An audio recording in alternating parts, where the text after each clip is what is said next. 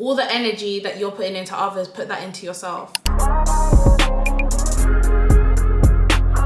Hey guys, welcome back to my channel. For anybody new here, then my name is Rianne, and if you're not new, then welcome back. Today's video is going to be a very short one, so while I just do my makeup, getting ready to go run some errands, I'm going to be talking to you guys about self-love. So without any more yapping, let's get into the video.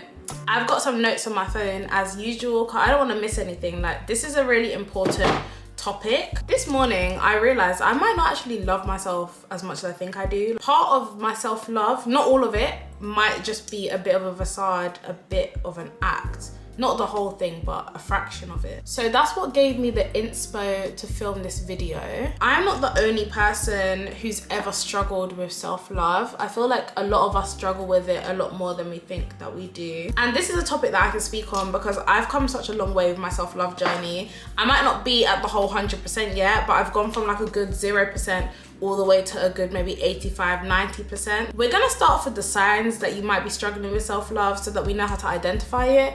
And for this bit, I'm actually gonna read it off of my phone because I don't want to miss any of the signs. You don't want to miss the signs, I don't want to miss them either. You do not love yourself if you tolerate disrespect just to avoid being alone. You do not love yourself if you chase validation more than you chase peace. You do not love yourself if you shrink your vision to avoid being seen. And you do not love yourself if instead of feeling inspired by others, you feel threatened. Those are all signs. They're not all the signs, but those are all signs that you might not love yourself the way that you think you do. If you feel like you identify with any of those things, or like you display any similar behaviors, then now that we've identified that, we need to look at what the root cause was. So where did that come from? Like, why do you feel that way? What's going on there? We need to get to the root of the issue. We're gonna use me as an example. This is like the most transparent example we've ever used on my channel, but oh well.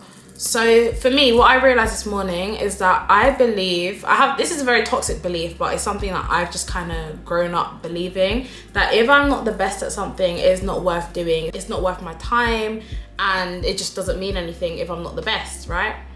That is a very toxic way of thinking, but I realized this about myself, and that's why we're here trying to fix it, and I'm trying to help you guys in the process, right? I don't know if anyone else can resonate with that, where if you look around at other people and see like that they're doing more than you or they're doing better than you, that you feel like everything you've done doesn't mean anything. It doesn't equate to much, right? Very toxic, very toxic. Thankfully, the idea that I have to be the best, it never translated into hate, and it was never a thing where I was like looking at people and I was envious of them. I've always remained inspired by others, so we thank God for that, because you know, we don't want to be jealous, we don't want to be envious, and we don't want to be hating on people. But it still doesn't make it right. So there's still some work that I need to do. So that's me, that's what I've kind of realized about myself. Now that we've identified the issue, we need to go all the way back and see where we picked that up from. Like, where did we learn this? How did we get to this place? Like, how did this happen? Whatever trait you have that isn't giving self-love, you want to retrace all the way back to the first time you remember where that had shown up in your life. Like, say if you're a people pleaser, what is your first memory of actively people pleasing? When was the first time that you remember doing this? Who was it with and why? That's gonna help you paint the picture of where this issue came from and what the root cause was. So what we're gonna do is we're gonna go all the way back, figure out the what, the where, the who, the why, the when. We want all those answers. We want all of those answers right there. That's what we wanna find out. And that's gonna help us to understand where this issue stemmed from. One thing about any type of problem, if you do not address it from the root, it's gonna reappear. You cannot address the small parts of the issue, but then the main bit, you just wanna leave it to regrow. Like, you're not gonna do that. We gotta go back to the root. If you're new here, it might sound like I'm being a little bit harsh, but anyone who's been on this channel, you know that over here, as much as I'm talking to you guys, I wanna help all of you, I am talking to myself as well, because I clock my own tea in all of these videos as well. So I'm not being harsh with you, I'm being harsh with myself, yeah. A lot of us, we actually pick up these personality traits from our parents. So for me, for example, I get this idea of I have to be the best, otherwise it doesn't matter, from my dad. I'm sure he didn't mean any harm by teaching me this, but he would always say it. Like, throughout my childhood, he would kind of say, if you're not the best at whatever you're doing, just forget it, like, it does not matter. My dad would always say to me, if you want to be successful in whatever you're doing, you need to be the best. And to an extent, that is kind of true. Like, it is true. And I feel like a lot of us would have heard that from our parents or from teachers or whoever it would have been, but we're not told that you have to be the best version of yourself. It's really about you. It's not about being better than everybody else. It's about being better than who you were yesterday. I feel like that's where a lot of us go wrong, because we take that and we run with it, as in we need to see everybody else's competition and try to be better than the next person.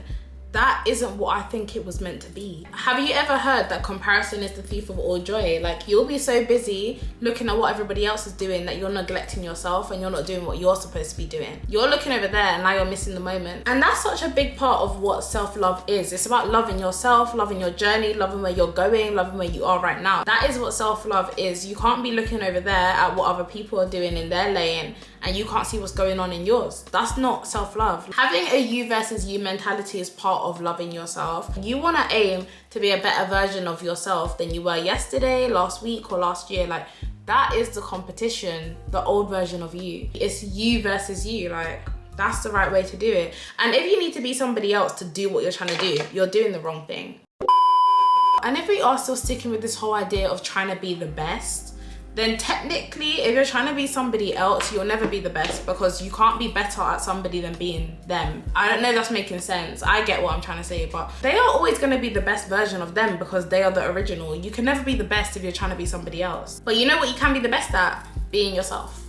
It took me how many years to learn that? This is the first year where I've been myself unapologetically, and even then, I'm still a work in progress. Like, we're not all the way there, but we're getting a lot closer, and I'm enjoying it as well. Life gets better when you're yourself. You can still look at other people and get inspired. Like, you can look at what they're doing and feel like, oh yeah, I want to do something like that. But you still need to remain authentic. It's only an issue when you get caught up in what they're doing. Like, you don't even care about yourself anymore because you're only seeing them, and that's literally you just putting your life on pause. They're moving forward, you're watching everybody move forward, and you're just stuck in one place, stationary, doing absolutely nothing but wishing you could be somebody else. That's no way to live your life. Like, that is not how life is supposed to be lived. Reclaiming your energy, that is such a big part of your self-love journey. Like, taking back all the focus and attention that you're putting on other people, you want to reclaim it and take it back for yourself. And you will start seeing the differences that you want to see in your life. You cannot go wrong with reclaiming your energy. There's definitely a lot more to say on the whole topic of self-love and everything,